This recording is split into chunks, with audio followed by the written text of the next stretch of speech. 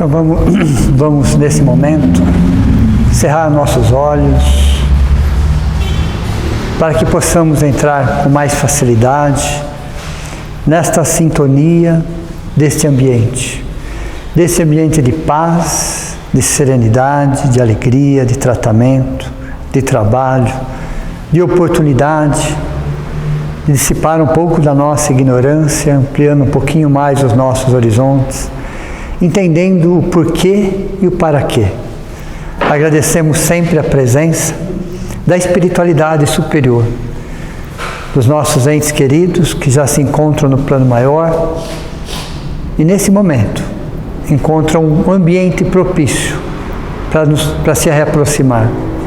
É um momento também que nos desligamos do mundo lá fora, daqueles problemas, daquelas preocupações e mergulhamos nesse ambiente de espiritualidade.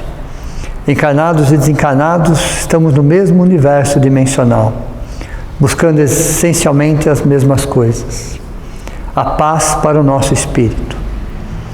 E é o momento que nós, juntos, com Jesus, através do Evangelho, com a doutrina espírita, filosofia, ciência e religião, nos consola, nos esclarece, mas principalmente nos liberta. Nos liberta de nós mesmos, das nossas amarras, dos nossos preconceitos, das nossas mágoas, daquilo que realmente atrapalha a nossa jornada e a nossa evolução. Então é o momento que estamos de corpo e alma, aprendendo um pouco mais sobre nós mesmos, sobre a nossa essência, sobre a razão e o porquê de tudo. Então é importante que estejamos de corpo e alma, e através de um silêncio exterior e interior, vamos buscando essa conexão com Deus, com a nossa essência e com a espiritualidade superior. Que assim seja. O tema da aula de hoje é muito simples, muito fácil, muito tranquilo, né? Então é exatamente um assunto que faz parte de um planeta de provas e expiações. Aliás, o único planeta no universo que tem esse problema é um planeta de provas e expiações. Não existe outro planeta no universo que tem esse problema. Somente aqueles que são classificados como provas e expiações. Primitivo não precisa disso. Regeneração é uma fase de transição, depois são felizes e celestes. Então esse é um tema que só cabe em um planeta de provas e expiações. Okay? Então a Terra está classificado como planeta de provas e expiações. Que conclusão que a gente chega nesse sentido, né? Que o universo como um todo, planetas físicos ou planetas espirituais, são planetas onde o equilíbrio é uma constante. A maioria deles. Né? Então a gente percebe que os nossos irmãos de outros planetas, de outras galáxias, são espíritos mais evoluídos do que nós, moralmente falando. Existem outros planetas de provas? Existe. Na nossa galáxia existem outros planetas de provas e expiações. Ok? Então hoje é a segunda parte da aula do 5º degrau. Vocês se lembram do 5º degrau, né? Então a gente precisava da humildade, a gente precisava da resignação, precisava da mansuetude, precisávamos da fé e da razão para se chegar no 5º degrau. Terceiro nível significa o outro, quando o outro entra na nossa vida. Os primeiros 3 degraus só dependiam de nós, lembram? A questão da humildade, da resignação e da mansuetude, eu não dependia de ninguém. Era uma escolha minha. Existia a vida, existem as circunstâncias, existem as pessoas, mas era uma escolha minha. Então eram 3 virtudes psicológicas. A 4ª virtude é fé e razão. E a 5ª virtude nós vamos trabalhar exatamente o perdão. Ok? E aí tem aquela frase que só espíritos atrasados perdoam. Só. Embrutecidos não perdoam, se vingam. Os adiantados não perdoam porque não se ofendem. Então eu preciso ser atrasado moralmente para perdoar. Porque se eu for evoluído eu não preciso perdoar. Ok? Se eu for embrutecido, aí que eu não perdoo mesmo. E até me vingo. Existem 1000 formas de vinganças, né? A gente fica imaginando aquela vingança, quando não. Às vezes um pensamento é uma vingança. Então, bem-aventurados os misericordiosos, porque eles receberão misericórdia, Mateus 5,7, segunda parte. E a aula especial de hoje fala de um tema que é característica de um planeta de provas e expiações. A maioria dos seus habitantes, quando eu falo a maioria, estou falando mais de 95% dos seus habitantes carregam essa situação. Em menor intensidade ou em maior intensidade, todos carregamos essa situação dentro de nós, todos. Por isso que estamos num planeta de provas e expiações. Simples assim. Então esse é um dos sentimentos que nos atrelam a um planeta de provas e expiações. É um planeta de provas e expiações. O peso específico do nosso corpo espiritual define o planeta que nós vamos estagiar. O peso específico do nosso corpo espiritual tem a ver com as nossas emoções. Lembra daquela analogia que nós fizemos? Gelo, água na forma de gelo, água na forma líquida e água na forma de vapor. Eu não mudei a estrutura molecular, nem do gelo, nem da água, nem do vapor. Eu mudei a coesão molecular.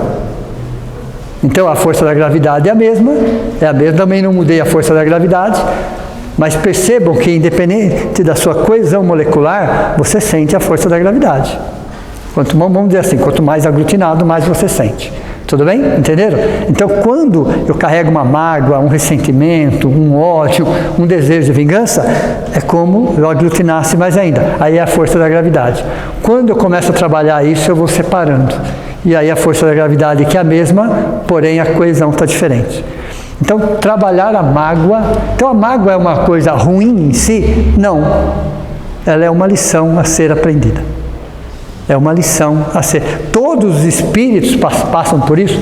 Todos os espíritos passam por isso. Jesus passou por isso em algum momento? Ele não chamava nem Jesus, nem imagine como é que ele chamava, tá? Há bilhões de anos atrás. Porque ele também é um processo, um espírito que começou simples e ignorante e chegou aonde chegou. Então, o processo é planeta primitivo, provas, expiações, regeneração, para todos os espíritos. Agora, qual é o tempo que você vai ficar em cada estágio? Aí que muda. Deu para você entender ou não? Então, nós temos os cristãos do primeiro século. Vivendo já na época de Jesus, eles já se despertaram, veja, eram espíritos mais amadurecidos. Temos os cristãos do segundo século, e aí sucessivamente. Perceberam ou não? As mesmas lições, cada qual no seu tempo. Então a mágoa, ou a má água, né? Porque a mágoa podre, vamos dizer assim, é uma água ruim, é uma água que cheira mal, então a mágoa significa também má água, é a mais cancerígena de todas as drogas. Como fala Joana de Ângeli, é um diluente da alma. Vai diluindo a nossa alma, a mágoa. Vai distorcendo a nossa visão em relação à vida, em relação às pessoas. Por mais que você esteja num lugar bonito, com pessoas agradáveis, se você é uma pessoa magoada, você enxerga as coisas de forma distorcida. É como se fosse o dia estivesse sempre nublado. Sempre nublado. Sempre. Né? Porque as nossas lentes internas enxergam o mundo de forma escura. A mágoa faz isso com a gente. Você passa a enxergar pessoas, situações e a própria vida como se você tivesse com um óculos muito escuro. Muito escuro, todo tempo. Então você não vê claridade. Então a mágoa tem esse poder de alguma forma, obscurecer o nosso interior. A mágoa, ela vem da onde? Então, qual é a raiz da mágoa? Primeiro temos 3 emoções básicas. O amor, a raiva e o medo. Depois vieram mais 2. A alegria e a tristeza. Então, primeiro, o amor, raiva e medo. Isso veio do instinto animal. Os animais têm isso também. Mas entre eles também tem alegria e tristeza. Então, são 5 emoções, 3 mais 2, que foram transportadas do reino animal para o reino nominal. Aí, nós pegamos a nossa intelectualidade e criamos mágoa, ressentimento, desejo de vingança. Aí foi por nossa conta. Então, da onde veio a mágoa? Veio de um sentimento natural vem de natureza, chamado raiva, que faz parte de um instinto de conservação. Então, um dos sentimentos que nós transformamos a raiva, ela as suas derivações. O que é o melindre? É a raiva automática. raiva automática, né? Uma coisa, qualquer situação, qualquer palavra, você se sente ferido, machucado, às vezes por pouca coisa. Às vezes um comentário, você já se sente... Isso é o melindre. O melindre vem exatamente do orgulho ferido. A mágoa é a raiva congelada. Então você pega aquele momento de raiva, congela ele por dias, semanas, meses, anos, décadas. Você congela aquela situação que aconteceu e carrega com você todo esse tempo. E faz questão de não esquecer. E faz questão de não, até dos detalhes você não quer esquecer. Aconteceu há 30 anos atrás e você se lembra como se fosse ontem. Você se lembra como se fosse ontem. Quem que coordena isso? O orgulho. É o orgulho exacerbado, o orgulho descontrolado, que transforma aquela raiva em uma mágoa. Aí quando se transforma numa raiva, vem o melindre. Aí qualquer coisa te ofende. Qualquer coisa te incomoda. Mas se você parar para pensar, é algo que está lá 10, 15, 20, 30, 40, 50 anos atrás e que não foi trabalhado dentro de você. Então a mágoa, ela expressa um sentimento de injustiça. Ela expressa um sentimento de injustiça. Só que eu pego essa palavra injustiça e eu ponho entre aspas. De que justiça você está falando? Ou de que injustiça você está falando? Nós temos que entender um pouquinho melhor sobre esse assunto.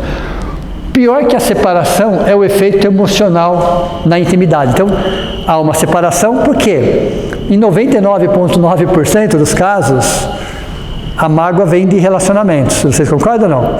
Não importa a configuração aí. E só os íntimos conseguem nos magoar. Só quem está próximo de nós consegue nos magoar. Quem está distante não consegue. Então nós nos magoamos em 99,9% das vezes, para não falar 100%, no quesito relacionamento.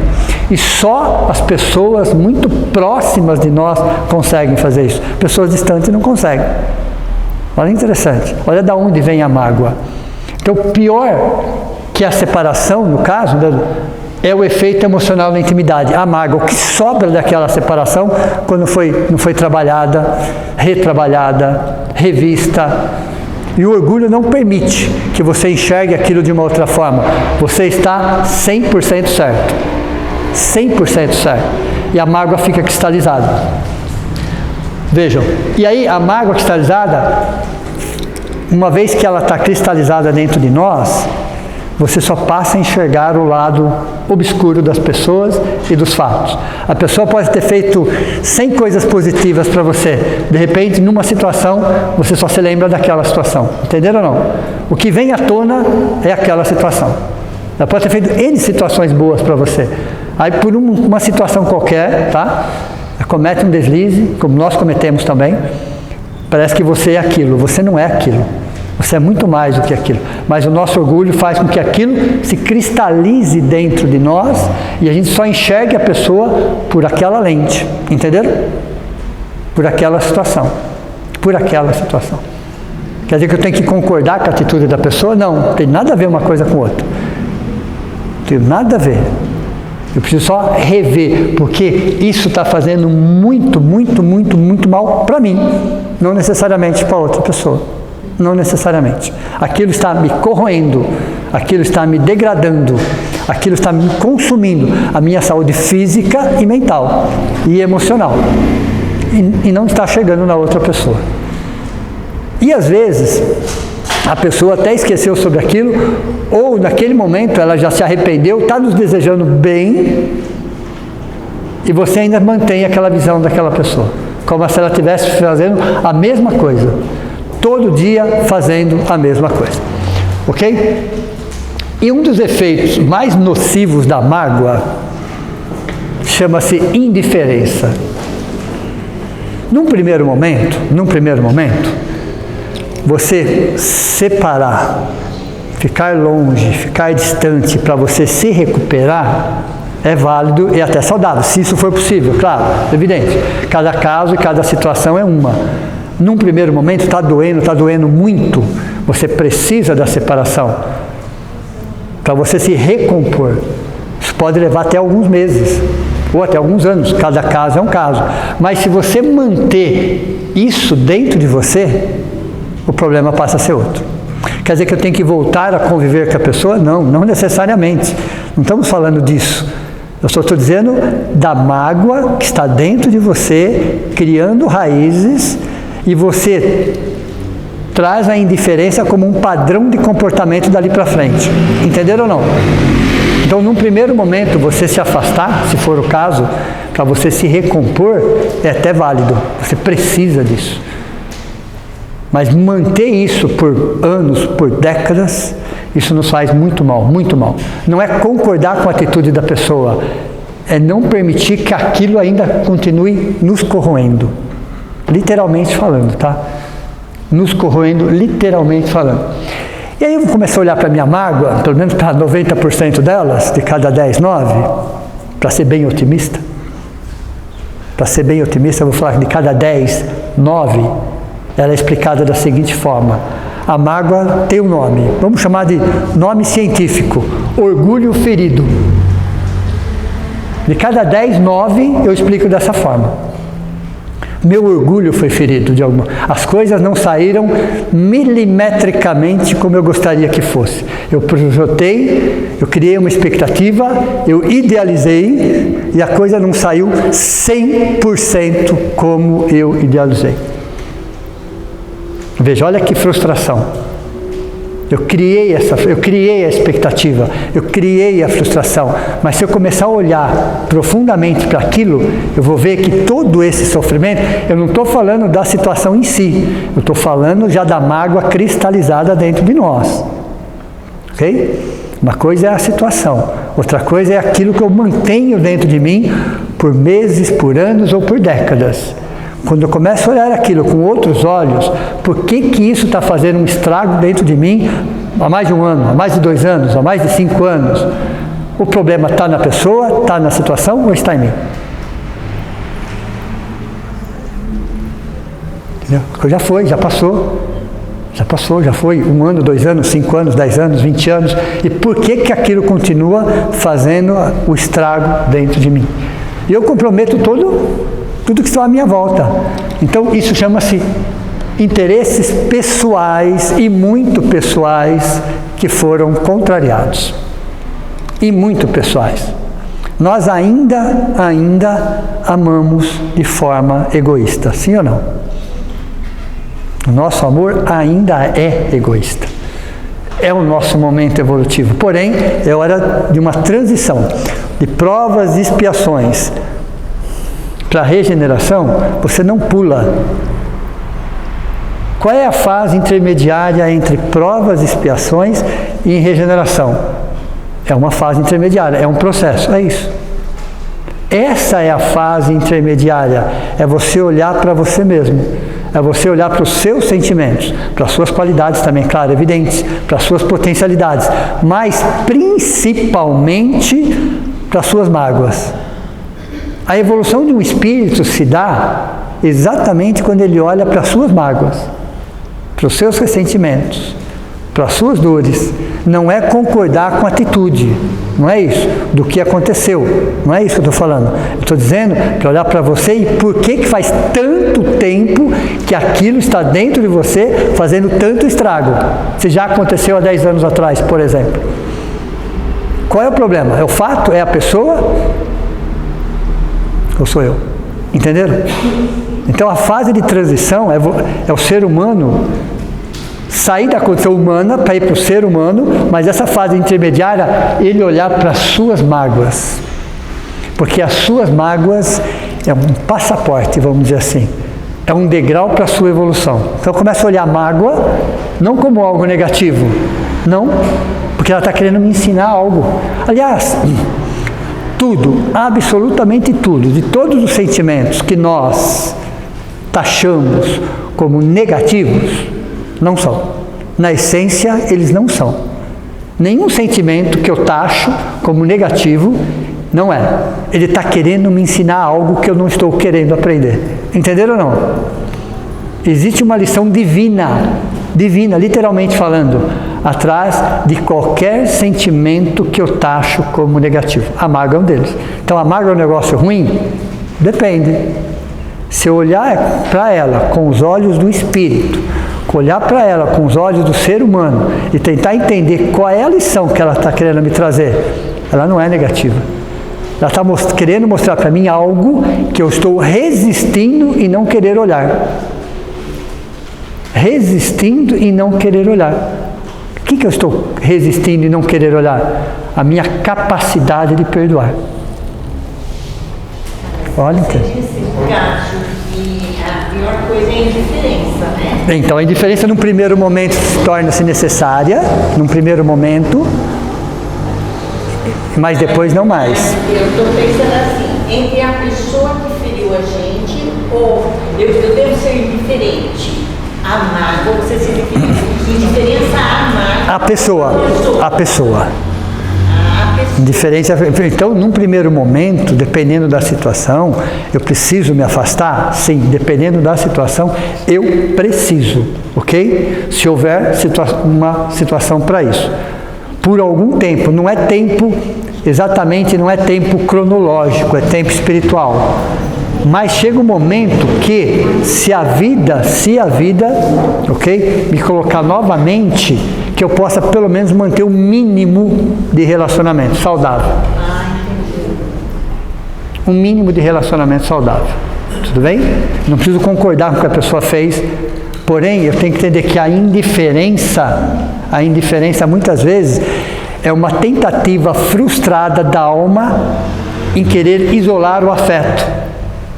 É uma tentativa frustrada da alma de querer isolar o afeto ou a situação. Isso é indiferença, ok? Então veja, a indiferença depois de um tempo passa a nos fazer mal. Depois de um tempo passa a nos fazer mal. Por que nos sentiríamos ofendido se não houvesse algo de pessoal? Entenderam ou não? Por que não nos sentiríamos ofendidos se não houvesse algo de pessoal? Algo que está batendo de frente muitas vezes com o nosso orgulho. Muitas vezes batendo de frente com o nosso orgulho. Calculamos milimetricamente, agimos milimetricamente, desejamos milimetricamente, ok? E não admitimos nada se não for milimetricamente. Entenderam ou não? Aí alguma coisa saiu do contexto. Eu acabo me magoando.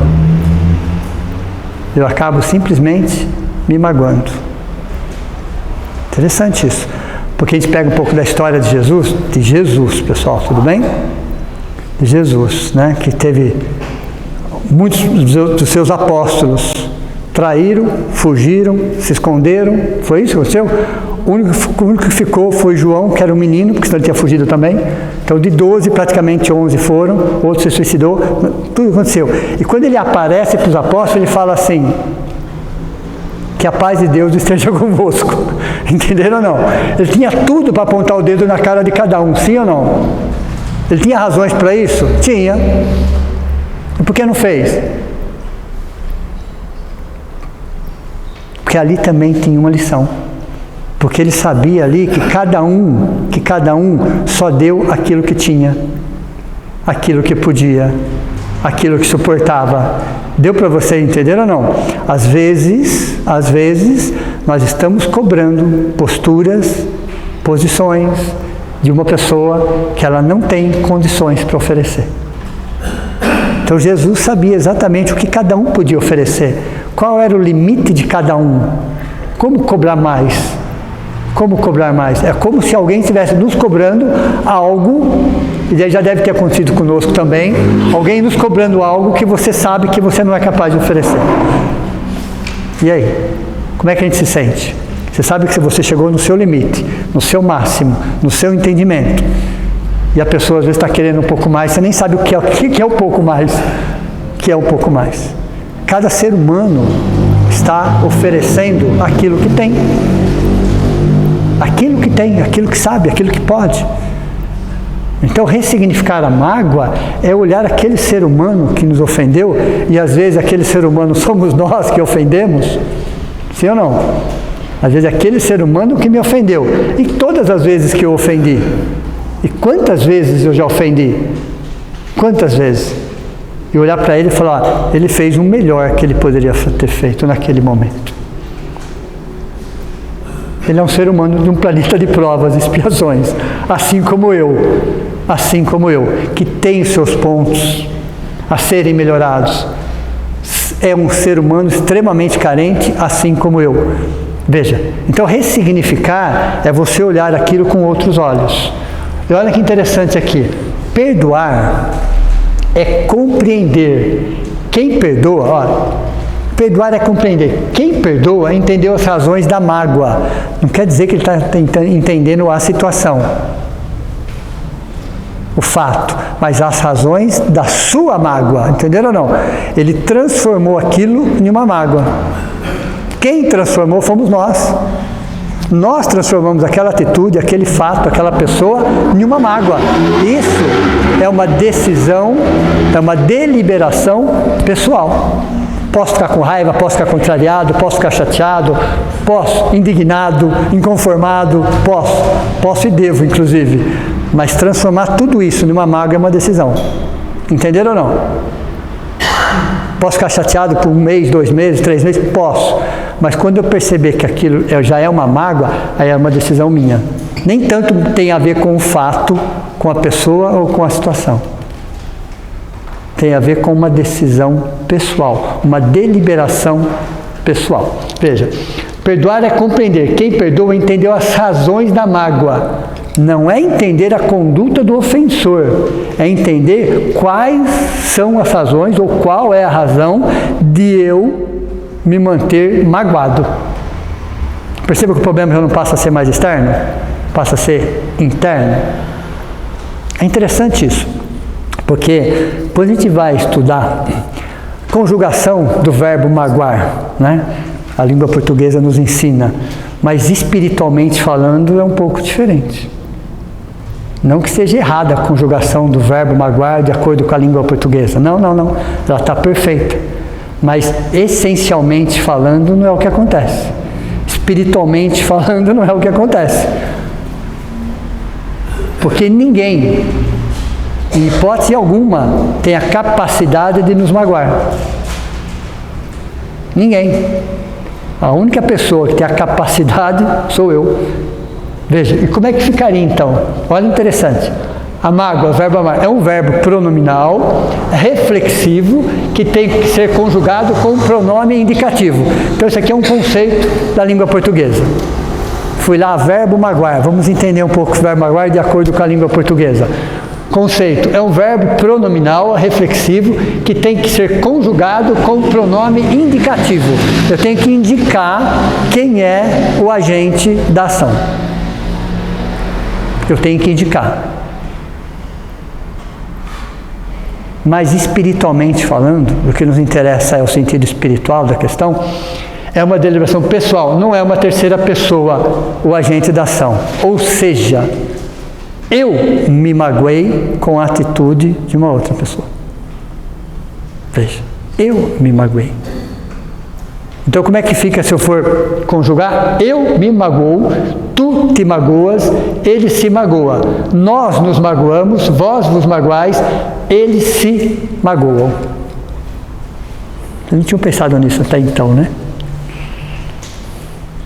Interessante isso. Porque você vai na língua portuguesa, você tem esse verbo conjugado como se fosse uma outra pessoa que tivesse te magoado. Está escrito, né? Em várias fontes, inclusive. Mas quando você olha espiritualmente essa questão, aí você vai entender que a mágoa é uma deliberação pessoal, aí você vai unir conhecimento da doutrina espírita, da espiritualidade, com a língua portuguesa, você fala, peraí, tem alguma coisa aqui que une as duas coisas, sem dúvida nenhuma, mas uma tem a ver com o externo e a outra tem a ver com o interno.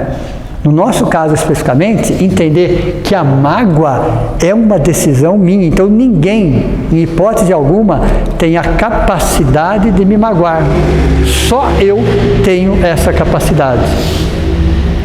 Só eu que detenho o livre-arbítrio para transformar um fato, uma chateação, uma indignação, uma tristeza, uma raiva, que seja, em mágoa. Sou eu que faço isso. Sou eu que faço isso. É uma deliberação pessoal. Então, se sou eu que faço isso, se foi uma decisão minha, o que eu tenho que fazer para reverter isso? E às vezes leva décadas, às vezes existências. Podemos renascer com uma mágoa no coração. Podemos renascer com uma mágoa no coração. Quando nós vamos para o plano espiritual, algumas situações a gente resolve lá. Algumas situações daqui se resolve lá, tranquilo, sem muito problema. Mas algumas situações daqui não se resolve lá. Tem que voltar aqui. Olha, interessante. Não se resolve lá, não tem como. Os espíritos ficaram tão antagônicos, tão cruéis uns com os outros, tão vitimizados, tão magoados, tão feridos, tão machucados, que eles precisam retornar com a bênção do esquecimento. É retornar com a bênção. O que é a bênção do esquecimento? O espírito está ali, todas as suas emoções mais afloradas. Quando você vai reencarnar, você vai entrar num corpo extremamente denso, quase que 1000 vezes mais denso que o seu corpo espiritual. Então, essas lembranças nítidas que estão dentro de você, que existem técnicas, se você quiser, você pode trazer, sem dúvida nenhuma. A doutrina espírita não é contra terapia de vidas passadas, porém, coloca uma vírgula e fala, mas tomem muito cuidado. Porque você não vai ter estrutura emocional, psicológica, para entender algumas coisas. Por isso a bênção do esquecimento. Se é um fato, uma situação plausível de tratamento, tudo bem. Mas é aquele ponto e aquela situação. Você traz e cuida. Não queira trazer o contexto. Deu para você entender ou não?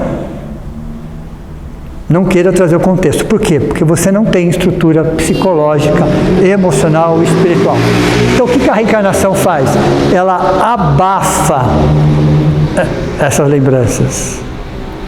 Estão todas lá, mas você coloca algo 1000 vezes mais pesado em cima, que é o corpo físico. Mas elas estão ali. Elas estão ali. Então você reencarna, não se lembra de forma nítida, até porque o cérebro é novo, esse cérebro é novo, ele não tem essa vivência, mas o espírito tem a experiência, mas ele fica abafado. E aqueles espíritos que fazem parte dessa jornada reencarnam juntos. Então o que nós temos juntos, na mesma família? Ou família consanguínea, ou não necessariamente. Mas o que nós temos juntos na mesma família? Olha, interessante. Aqueles que de alguma forma nos ajudaram e aqueles que de alguma forma nos prejudicaram. Nós que ajudamos alguns e prejudicamos os outros. Então estamos todo mundo do mesmo jeito, às vezes em configurações diferentes. Que são configurações diferentes. Ora pai, ora filho, ora esposa, ora irmão, ora primo. Deu para você entender? As configurações mudam. Mudam, as configurações mudam. Mas os espíritos estão novamente juntos para transformar o ódio em amor. Olha, transformar o ódio em amor, que é um processo que leva décadas às vezes e até existências, com a bênção do esquecimento. Aí entra justiça e bondade de Deus. Olha, interessante isso. A justiça, claro, existe uma situação para ser resolvida, mas a bondade de Deus, que com a bênção do esquecimento, nós vamos o quê? Reavaliando, reconsiderando. Então aquele pai e filho, um exemplo, né? Pai e filho, desde pequenininho, mas o pai pega no colo, leva na escola e cuida. Aquela animosidade, aquela rivalidade vai diminuindo. Às vezes leva algumas existências, mas vai diminuindo, porque você vai transformando através de atitudes, vínculos seculares de ódio, em gestos de amor. Às vezes até meio em contragosto, mas você faz, e você vai minimizando o impacto daquela mágoa. Entenderam a reencarnação? Uma das coisas que serve a reencarnação é para que espíritos antagônicos novamente se unam para que eles possam, ao longo de décadas, minimizar a situação. Minimizar a situação. Num regime de convivência não tão fácil, mas nesse regime de convivência não tão fácil, aquelas mágoas, aquele ressentimento, aquele ódio, ele vai minimizando, vai diminuindo. Porque a própria sociedade, a própria família, as necessidades, a própria educação vai fazendo com que você mude o seu contexto. Então aquele espírito que você nem gosta muito, vamos dizer assim, mas é seu filho. Você tem que abraçar, você tem que alimentar, você tem que levar na escola, você tem que cuidar. Deu para vocês perceberem ou não? E eu não estou falando de pai e filho, estou falando de dois espíritos aí, que às vezes são antagônicos há séculos e estão juntos. E estão juntos. Então, uma das funções da reencarnação, e por isso uma das razões da gente não se lembrar das reencarnações, é justamente porque nós temos traumas e criamos traumas, e a reencarnação ajuda a reconsiderar tudo isso, a rever tudo isso, a reavaliar, sem necessariamente se lembrar do fato. Vamos imaginar uma situação, se nós nos lembrássemos nitidamente quem são as pessoas que compõem a nossa família, daqueles que são consanguíneos e aqueles que vieram depois. Quem são esses espíritos? Quem foram esses espíritos? Quais são os vínculos que nós temos com esses espíritos? Olhando as nossas relações, dá para se ter uma ideia. Dá para se ter uma ideia de como funciona isso. Mas estamos todos praticamente no mesmo patamar. Somos espíritos de provas e expiações. Nós também magoamos, nós também ferimos, nós também machucamos, prejudicamos, abandonamos. Ou não. Quantas vezes? Quantas vezes? Então você fala assim, eu não perdoo. Mas quantas vezes a vida já nos perdoou? Quantas milhões de vezes, sem exageros? Quantas milhões de vezes a vida já nos perdoou? E nós não perdoamos. Nós não perdoamos, veja. Só que o perdão, pessoal, é de um planeta de provas e expiações. Para eu experimentar o amor, eu necessariamente eu tenho que aprender a perdoar, até porque é um processo, nós aprendemos semana passada. E lembra aquelas etapas que nós conversamos na semana passada? Qual é a minha coparticipação? Qual é a minha lição essencial? Qual era a condição de quem me ofendeu? Qual era o momento? Isso é um processo de perdão. O perdão não é um passe de mágica, é um processo. Eu preciso aprender primeiro algo chamado auto-perdão. O auto-perdão. Entender que cometo falhas, que cometo equívocos, e é tão humano equivocar-se. É humano, faz parte do nosso processo evolutivo. Deus, quando nos criou, Ele já sabia que um dos nossos estágios evolutivos chamaria provas e expiações. Ninguém pula, nenhum espírito pula, tá? O que define é que depois que você tem uma consciência, você pode acelerar ou desacelerar o processo. Entenderam ou não? Depois que você tem a consciência, o que significa? Antes disso, você é protegido pela sua ignorância. Então, nós somos protegidos pela nossa ignorância.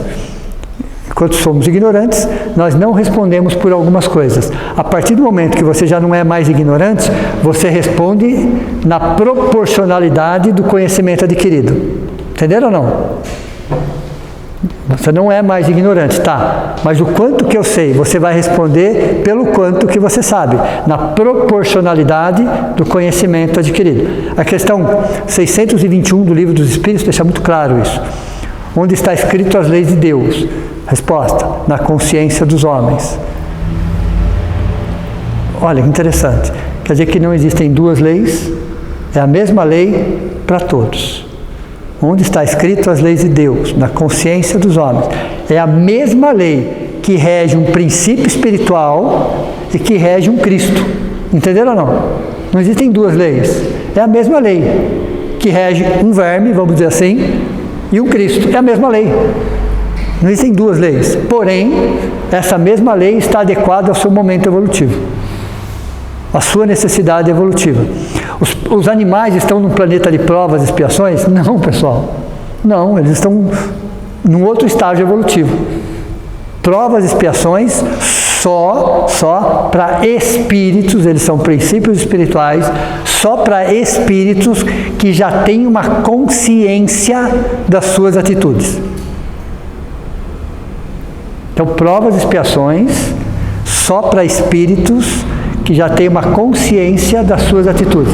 Então, quanto dura, em média, um planeta de provas e expiações na nossa contagem de tempo? 7.000 anos. Aproximadamente 7.000 anos.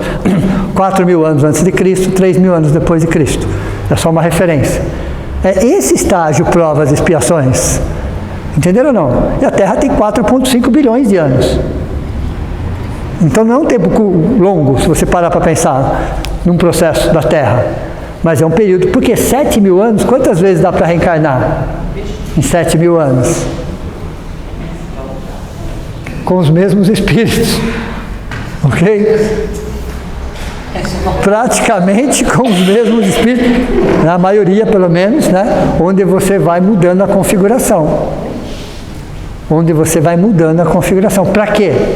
Se o planeta de provas e expiações, uma das lições principais, no nosso momento, é a lição principal, é perdoar, é trabalhar o perdão, para a gente sair da condição de provas e expiações para ir para a regeneração, necessariamente, né, o ingresso, vamos falar assim, o ingresso para você sair de um e para ir para o outro, o ingresso é processo de perdão.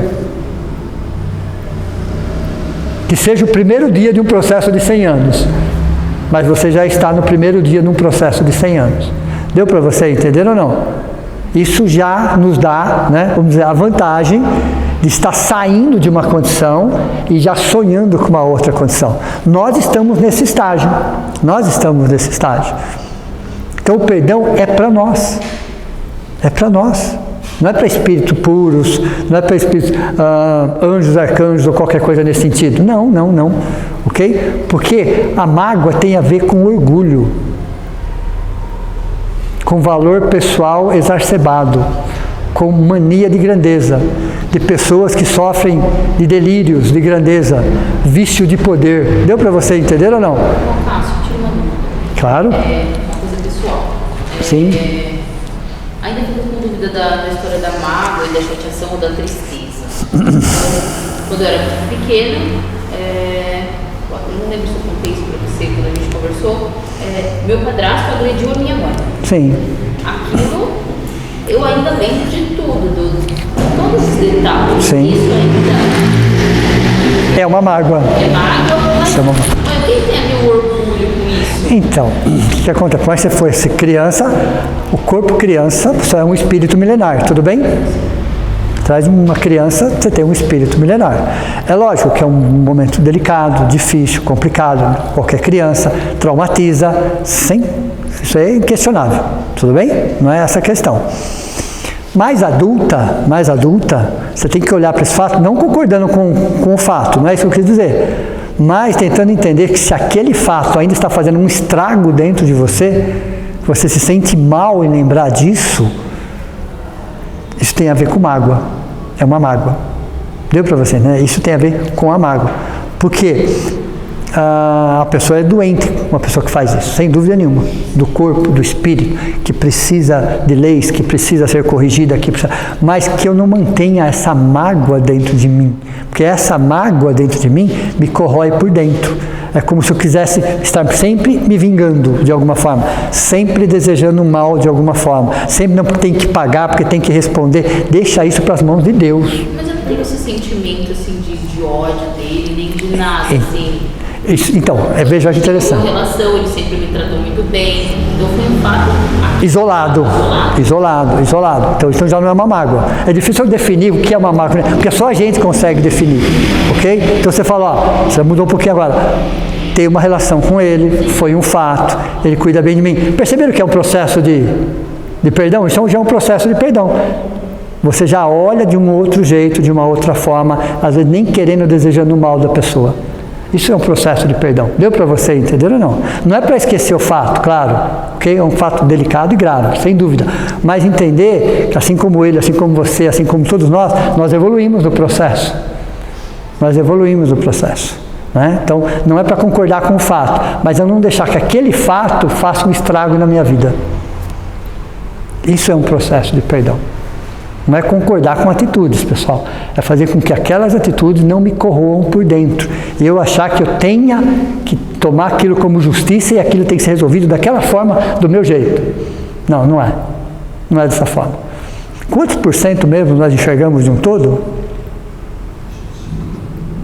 Na melhor das hipóteses, isso quando estamos enxergando bem, 5%.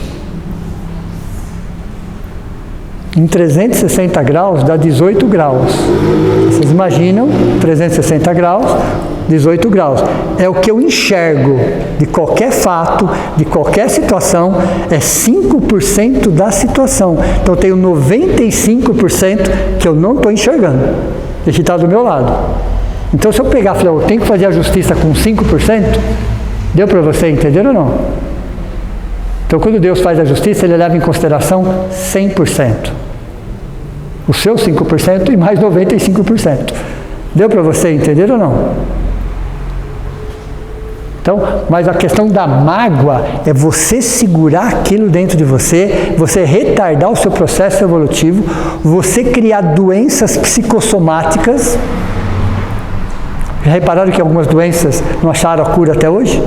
Melhora a qualidade, mas não se acha a cura? Aliás, 95% das doenças são espirituais. 95% das doenças são espirituais. 95% das doenças têm um cunho emocional. Tem um cunho emocional ali.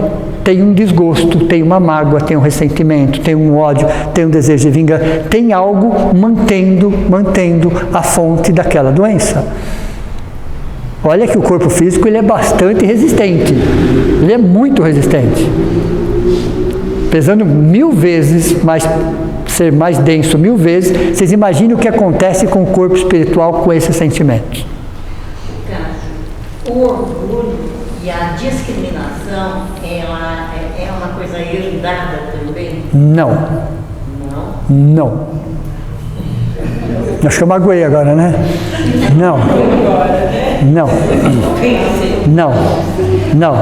Dependendo da família, a criança já nasce mesmo. Então vamos lá. Orgulho e discriminação. Exato. Né? Então vamos lá. Eu vou fazer um desenho aqui na frente para vocês, ver se vocês conseguem imaginar. Tem um quadrado aqui, tudo bem? Um quadrado, perfeito? Dentro desse quadrado, existe espírito reencarnante. Nós vamos reencarnar, tudo bem? Então dentro do quadrado, espírito reencarnante. Pode escrever eu, no meio dele, dá certo. Eu tenho 5 forças interagindo em todo processo reencarnatório. 5. Até em Jesus, tá? Qualquer espírito, vou reencarnar, eu tenho 5 forças interagindo simultaneamente. Então eu tenho o quadrado aqui, eu tenho essa força aqui, que vem de cima, tudo bem? Essa força chama MOB, Modelo Organizador Biológico. Ela significa 60%. Então eu sou herdeiro de mim mesmo. Na força aqui, ó, que vem aqui, e a força que vem aqui, na horizontal, tudo bem? Estou imaginando o quadrado ou não? Pai e mãe, tudo bem? Então eu tenho uma força assim que vem do meu pai, não só a questão biológica, uma questão espiritual, emocional, 10%. Mãe, 10%. Questão física, biológica, emocional, espiritual. Ok? A outra que vem aqui, na diagonal, aqui apontando para o quadrado, significa espíritos geneticistas. Eles que vão coordenar o meu próximo corpo de acordo com a minha próxima existência. 10%. Ok? Aqui, espíritos obsessores. 10%. Ok? Somaram as 4 aqui? Quanto deu? Quanto deu as 4 aqui? Eu sou herdeiro de quem mesmo? De mim. Deu para você entender ou não?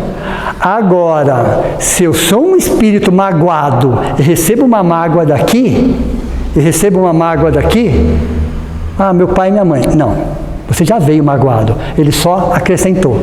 Deu para você entender ou não? Olha que tentar tema reencarnação, aí eu vou explicar isso em detalhes para você. Então, é muito comum as pessoas pensarem, mas meu pai, meu avô, meu tio, meu gato, meu cachorro. Não. Você é herdeiro de você mesmo. 60% é você num processo reencarnatório. Pode falar, Gislaine.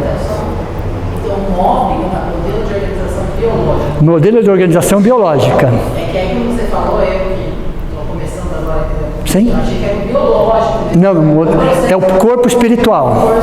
É o corpo espiritual das outras existências. Então, é uma coisa herdada? Não. Agora, existem espíritos afins. Espíritos que pensam e sentem a mesma coisa. Que têm os mesmos desejos. Então, não é algo herdado, é algo somatizado. Entenderam ou não? Porque eu acho que eu entendi a pergunta dela, por exemplo, a pessoa que é racista. Se ela cresce dentro de uma casa racista, ela não vira racista? Não. A menos que ela seja. A menos que ela já traga isso. Se ela trouxer isso, vai somatizar. Se ela não trouxer isso, não vai somatizar. Porque ela já não é. Deu para você entender ou não? Isso é uma das coisas que a doutrina espírita quebra, pessoal. Eu acho muito bom quebrar isso. Porque é muito fácil, muito simples, muito cômodo falar, sabe por que eu sou assim? Porque meu pai e meu avô já eram assim. Resolvi o problema. Deu para você entender ou não? Mas não é também conflito da história de... Então não precisa ensinar nada pro meu filho.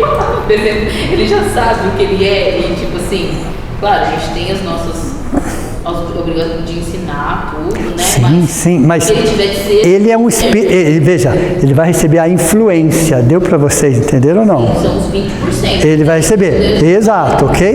Nessa primeira fase, principalmente nos primeiros 7 anos. Que ele está bem maleável nesse sentido, porque a espiritualidade fala, olha, a melhor fase é os 7 anos pelo exemplo, principalmente pelo exemplo, mas nós somos herdeiros de nós mesmos, 60% de nós somos nós trouxemos isso, ok? Essa percentual 10, 10, 10, aqui pode variar como vocês quiserem. Para mim faz mais mas os 60% não muda. Para mim faz mais sentido quando eles explicam, por exemplo, a psiquiatria explica sobre os psicopatas. Sim. Os pais não têm que fazer, não tem que fazer. Então, os pais não são e ele já era. Deu para você entender ou não? É até a mesma coisa você falar que o meio molda o caráter de uma pessoa. Não. É claro que não. Mas é fácil falar que sim. É cômodo falar que sim. Alguns espíritos são orgulhosos e discriminativos, outros não. Então, cada espírito traz a sua história. Cada espírito traz seu processo evolutivo e as suas lições para serem aprendidas. Veja, eu tenho, vamos dizer assim, que eu tenho autoridade para falar nisso, tá? Eu tenho irmãos gêmeos comigo, eu tenho filhos gêmeos. São diferentes desde o primeiro dia. Se é a mesma mãe, mesmo pai, mesma alimentação, mesma escola, mesmos amigos, por que eles são diferentes? O que explica serem diferentes? Na primeira semana de vida, eu já percebi a diferença dos dois gêmeos. De onde vem a diferença? Pode falar. E aí você faz aquela pergunta, aonde foi que eu errei? Ok? Deu para você entender ou não? Os irmãos, estou falando dos irmãos gêmeos. Não é o mesmo pai, não é a mesma genética, não é pai e mãe? Não nasceu no mesmo lugar? Não come da mesma comida? Não tem o mesmo amigo? Por que são diferentes? Só a doutrina espírita explica isso. Posso complicar ainda mais ou não? Pode? Depois que eles crescem, né? Por que alguém, ou uma mulher, ou um homem, se apaixona por um e não se apaixona por outro se eles são iguaizinhos? Não são iguaizinhos? Porque quem se apaixona é o espírito, não é o corpo. Simples assim. Deu para você entender ou não? É um espírito que se apaixona pelo outro espírito. Não é o corpo que se apaixona. Entenderam ou não? O espírito tem sexo, não tem cor. Não tem nada, não tem nada, não tem nada. Ok? Então, entenderam o processo reencarnatório? Nós somos herdeiros de nós mesmos. Se você traz um preconceito, ok? Se você não trabalhar esse preconceito, mesmo que seu pai e sua mãe não seja, você é um espírito preconceituoso. Às vezes seu pai e sua mãe é, e você não é. Ok? Às vezes seu pai e sua mãe trazem algum vício, e você não quer nem ouvir falar daquilo. Veja, porque é um espírito. Então não é nada herdado. Pode somatizar. Somatizar, sim. Então, se você traz um preconceito e a sua família é preconceituosa em relação àquilo, somatizou. Mas você já era. E o contrário. Deu para você entender? Às vezes sua família é preconceituosa em relação a alguma coisa e você, como espírito, não é. Aquilo vai definir? Não. O meio vai definir? Não. Não. Você é você. Entenderam? Então a doutrina espírita deixa bem claro isso. Então, se nós nascemos magoados, é porque tem muito a ver com orgulho. Tem muito a ver com o ego exacerbado. Tem muito a ver com carência. Quanto menor for a autoestima de uma pessoa, maior é o seu nível de orgulho. Entenderam ou não? Quanto menor for a autoestima de uma pessoa, lá no pé, maior é o seu nível de orgulho. Quanto maior for a autoestima de uma pessoa, maior é o seu nível de humildade. Pode falar. A gente vai vendo as coisas que aconteceram na nossa volta e sempre a gente ouve as pessoas que fazem uma adoção dizer assim, os palpiteiros de plantão, olha, cuidado, você não sabe, né? Como é que essa genética aí é, como é que... Entendeu? Então isso é uma coisa que, agora você falando, você quebra tudo. É uma visão materialista essa. Porque na realidade, se você tem problema, né? Exato. Sim.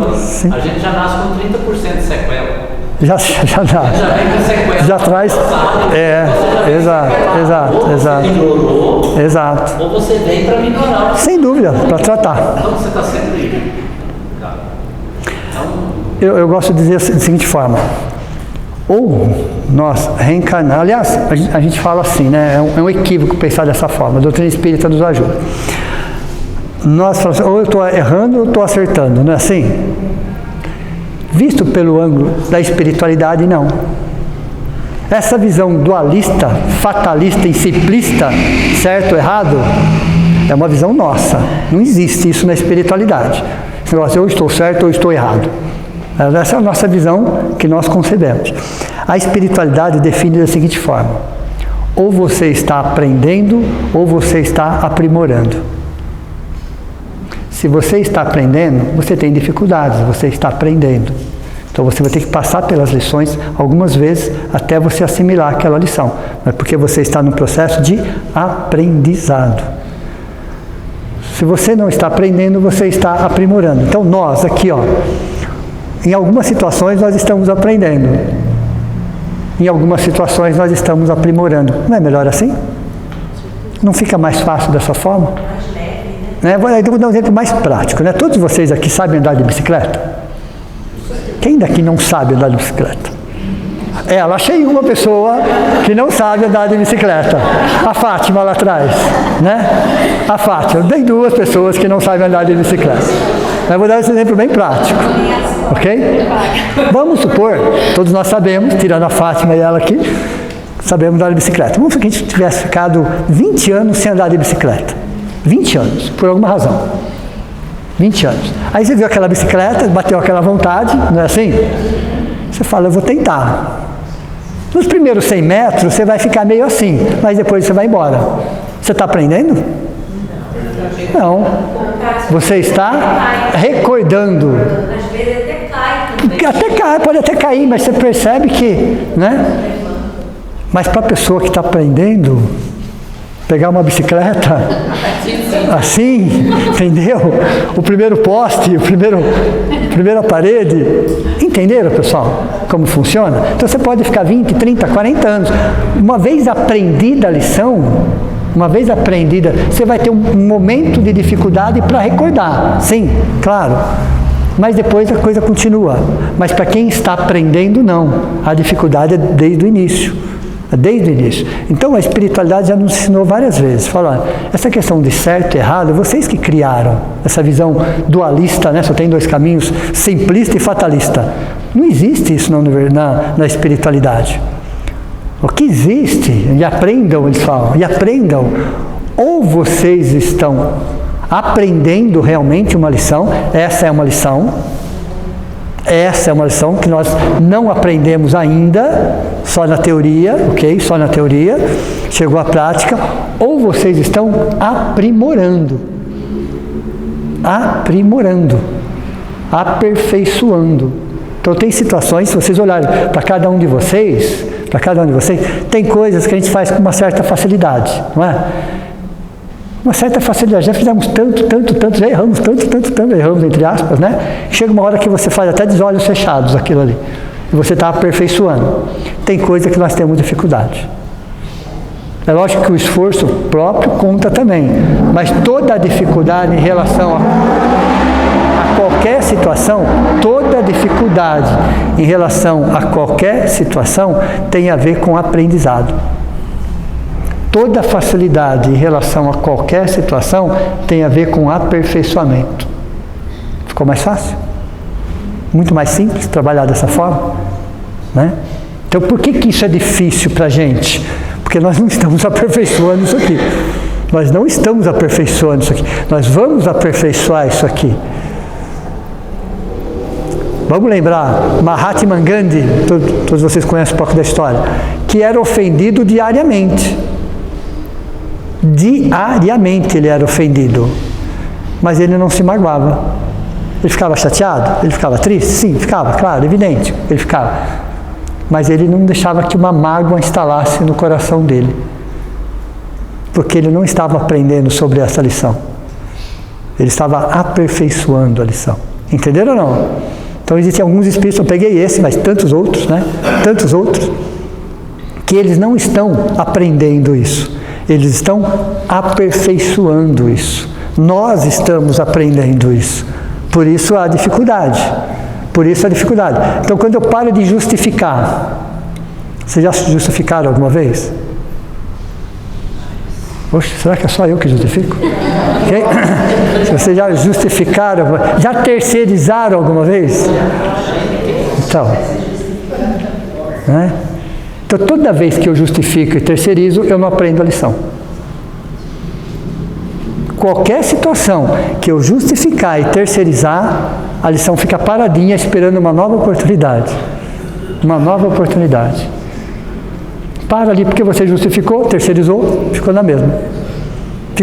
A vida vai ter que criar uma nova situação para que você possa passar pela mesma situação essencial, para que você justifique e terceirize de novo. Aí vai de novo. Deu para vocês entenderem como é que funciona? Só que isso vai criando um vazio existencial dentro de nós. Isso vai criando crises internas dentro de nós. Verdadeiros vazios existenciais.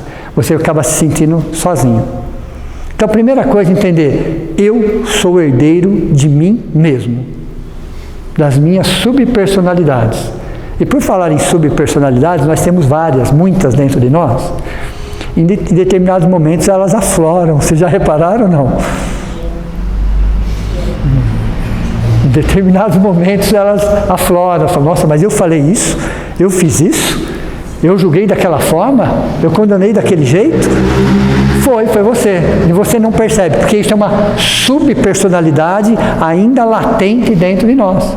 Porque se a evolução é uma escada que só sobe, e se eu estou nesse degrau hoje, em que degrau que eu estava ontem? E antes de ontem? Perceberam?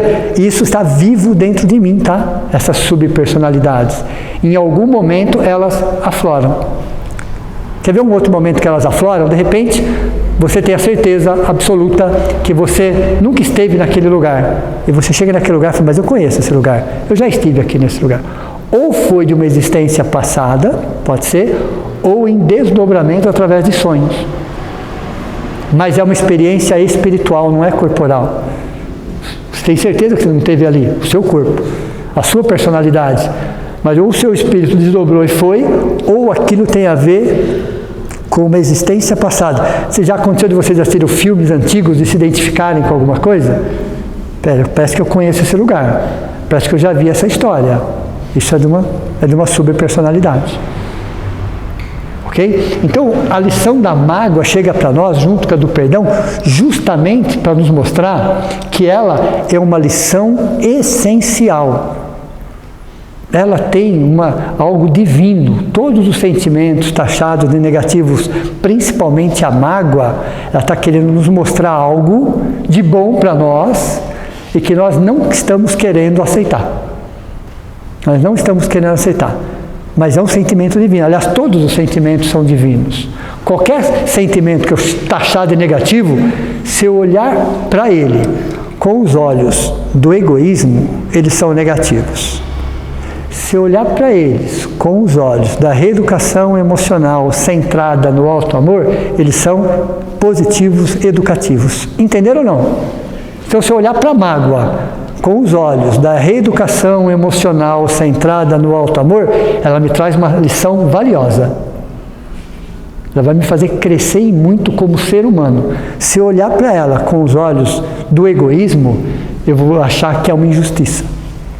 Você pedir perdão para uma pessoa que você magoou, isso faz parte também do processo de se perdoar e não se magoar? Sim. Aliás, o que é mais fácil? Perdoar ou pedir perdão? Ou o que é menos difícil, né? Por que perdoar é mais fácil ou menos difícil? Exato. Então, perdoar é um ato de inteligência. Pedir perdão é um ato de humildade. Por isso que é mais difícil pedir perdão. Porque você tem que superar alguma coisa a mais dentro de você. Não é só um ato de inteligência. Então, e se a pessoa não me perdoa? Isso é um problema dela. Deu para você entender ou não? Eu chego e peço perdão. Existem 1000 formas de se pedir perdão, tá? Por que eu estou falando que existem 1000 formas? Porque a gente gostaria que a pessoa viesse a nos pedir perdão, daquele jeito ainda, de joelhos ainda de preferência, não é assim? Nós criamos todos os cenários, eu aceito, desde que, olha o desde que, seja do meu jeito, ok? Eu concordo com tudo desde que seja do meu jeito. Não é assim que trabalhamos? Só que a espiritualidade já disse para nós, não. E já nos deixou claro várias vezes, e muitas vezes. Existem 1000 formas de se pedir perdão. A sua e mais 999. A sua e mais 999. E nós nos fixamos na nossa. O que é isso? Orgulho. Orgulho, simplesmente orgulho. Então existem 1000 formas de se pedir perdão. Deixe que a própria vida, as experiências, né? Como uma vez falaram para o Chico Xavier isso daí. Olha, interessante. Se o problema for de pouca monta, né, pequeno, deixa para lá. Se for grande, coloca na mão dos advogados, eles recebem para isso. Deu para você, quer dizer, e vai viver, e vai cuidar da sua vida. Não fica com aquilo dentro de você. Aquilo atrapalha e muito, machuca e muito.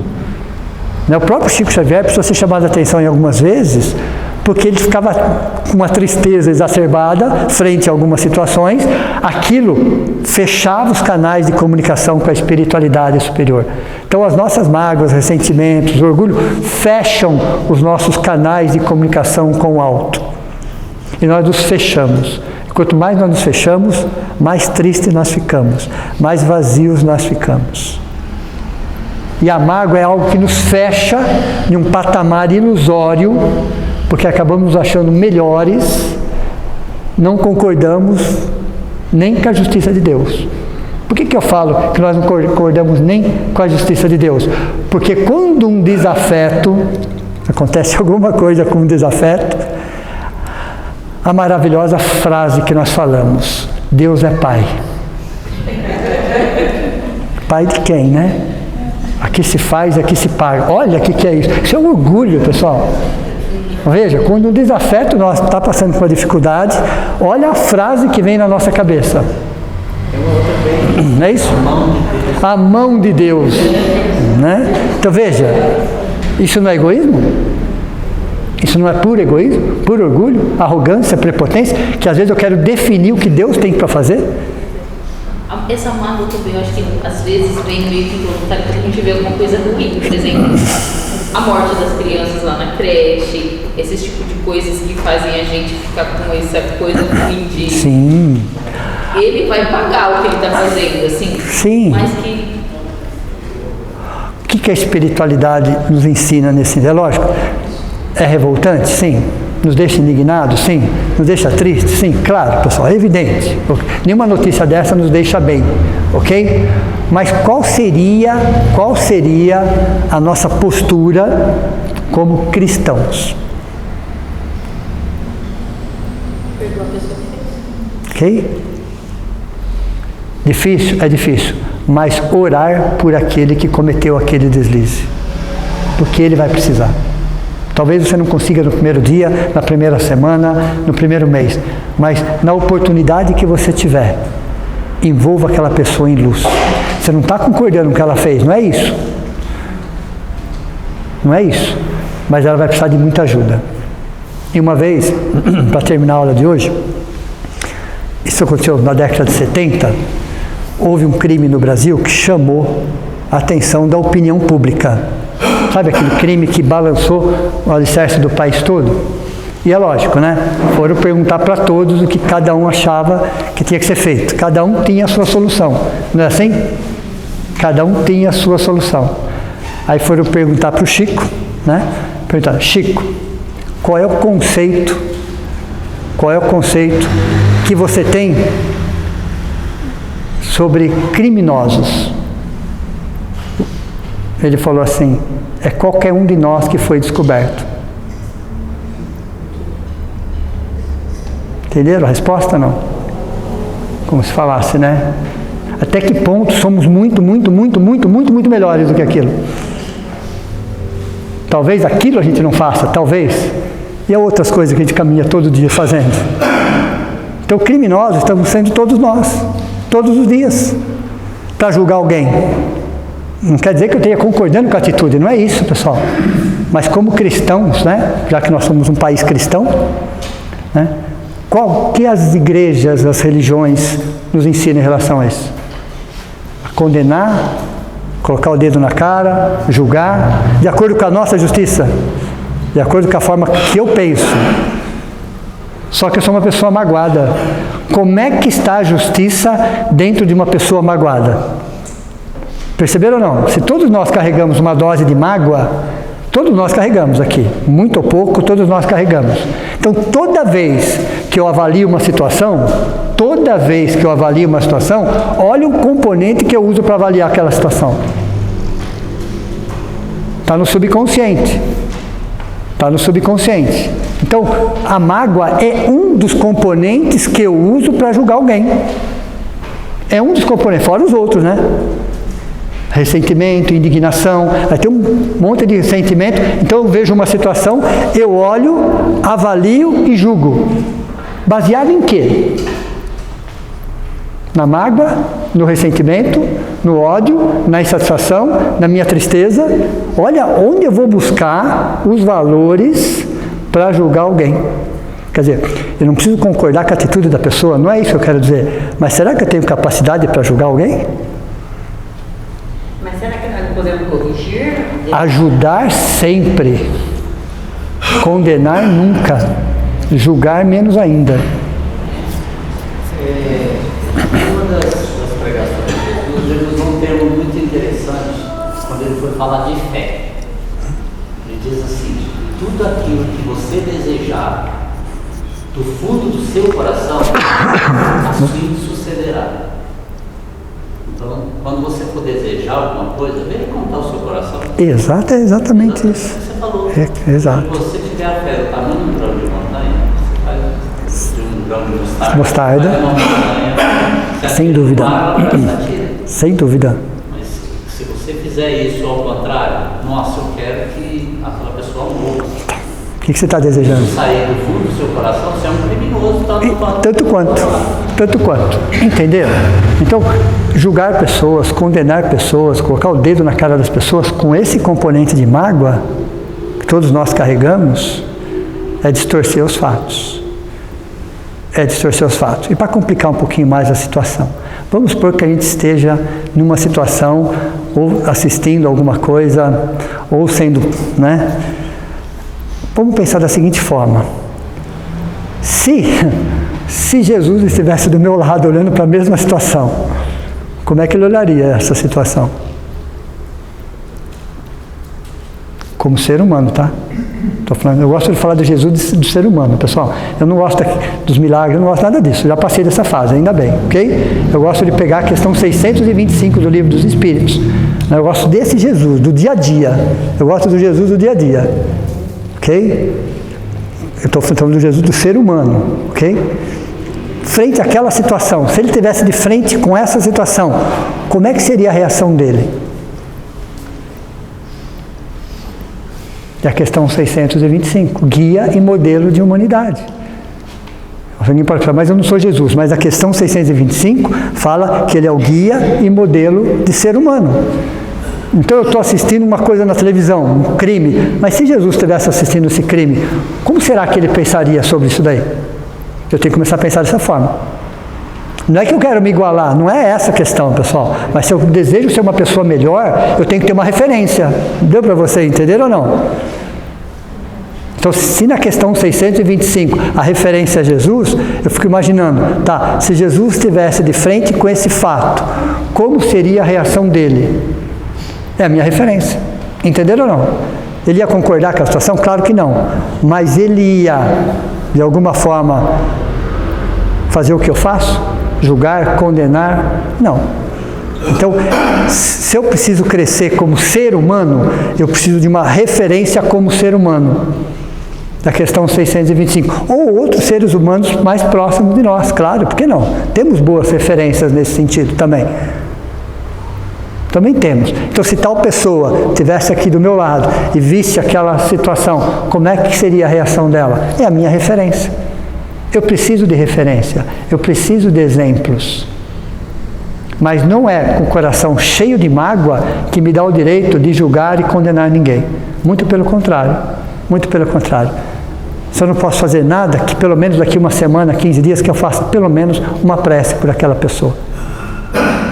Pelo menos uma prece por aquela pessoa. Ok? E deixo que essa justiça fique nas mãos de Deus. Nas mãos de Deus, que Deus sabe milimetricamente o que faz. Eu não sei nada do que eu faço. Tudo bem? Tudo bem a aula de hoje? Então vamos olhar para as nossas mágoas e ressignificá-las. Então vamos, nesse momento, agradecer a essa oportunidade, a esse acolhimento, ao passe espiritual que recebemos, a alegria de estarmos aqui, nesse ambiente de paz, onde toda uma espiritualidade nos abraçou, nos acolheu, nos envolveu, nos protegeu, cada qual dentro da sua função, cada qual fazendo o seu melhor. E alegres por estarmos aqui, de livre, espontânea vontade, ressignificando, revendo os nossos conceitos, buscando a cada dia, a cada semana, a cada mês, a cada ano, ser um pouquinho melhor. Essa é a nossa proposta. E ser um pouquinho melhor nesse nosso momento evolutivo, nesse nosso processo, é olhar para as nossas mágoas com os olhos do alto amor. Que assim seja. Então, uma boa noite a todos vocês. Bom descanso. Deu certo, hein? Eu fugi muito.